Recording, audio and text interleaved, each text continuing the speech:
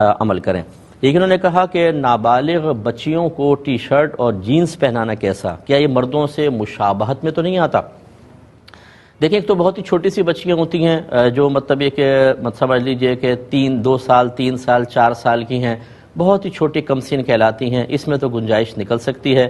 لیکن جب بچی تھوڑی بڑی ہوتی ہے، یعنی سمجھ لیجیے 7 سال تک ہو گئی ہے، تو اس میں حتی الامکان کوشش کریں کہ مردوں سے مشابہت کی کوئی بھی چیز ایسی نمایاں نہ ہو کہ اس کو دیکھ کر وہ مرد محسوس ہو، نمایاں نہ ہو۔ مثال کے طور پہ بعض اوقات جیسے بچیاں اسکول کالج جاتی ہیں، جاگرز وغیرہ پہنتی ہیں، ورنہ بسوں میں چڑھنا ہوتا ہے، جانا ہوتا ہے، عام جو چپلیں جو لیڈیز ٹائپ کی ہیں وہ ٹوٹنے کا اندیشہ ہوتا ہے، بدی ٹوٹ جائے، اور پھر بہت سی بہنیں بسوں میں سفر کر رہی ہوتی ہیں، ویگنوں میں، اور یہ چنگچی رکشوں میں سفر کر رہی ہوتی ہیں، پرابلم ہوگی، اس میں یہ پہن سکتی ہیں۔ وہاں پہ کوئی بھی دیکھ کر یہ نہیں کہے گا یہ مردوں کے مشابہ ہے یا مردوں سے مشابہت اختیار کرنے والی، انتقال ذہن نہیں ہوتا۔ اسی طریقے سے اگر جینز بچی نے پہنی ہوئی ہے لیکن اوپر برقع پہنا ہوا ہے یا لانگ مطلب کوٹ پہنا ہوا ہے کہ جینز بالکل ہی چھپ جاتی ہے، تو اب جب نظر ہی نہیں آ رہی تو مشابہت کہاں سے ہوئی؟ اصل تو یہی ہے کہ مرد عورت نہ لگے، عورت مرد نہ لگے، یہ ہے مشابہت۔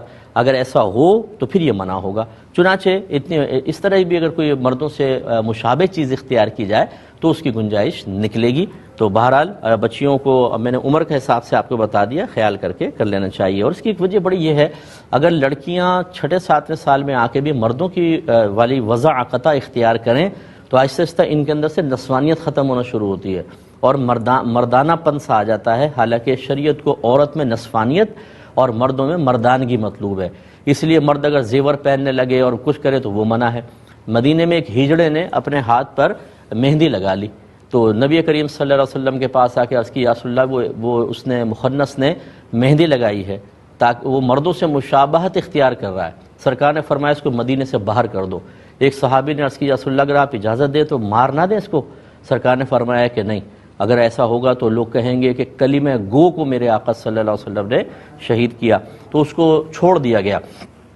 خلاصہ کلام یہ ایک روایت میں ہے کہ لوگ یہ کہیں گے کہ نبی کریم صلی اللہ علیہ وسلم محمد جو ہیں اپنے قریبی ساتھیوں کو مارتے ہیں، لیکن اس کو جلا وطن کیا، اس کو مدینے سے باہر نکال دیا۔ اس کا مطلب یہ کوئی معمولی چیز نہیں ہے، اس پر توجہ رکھنی چاہیے۔ تیسرے انہوں نے کہا کہ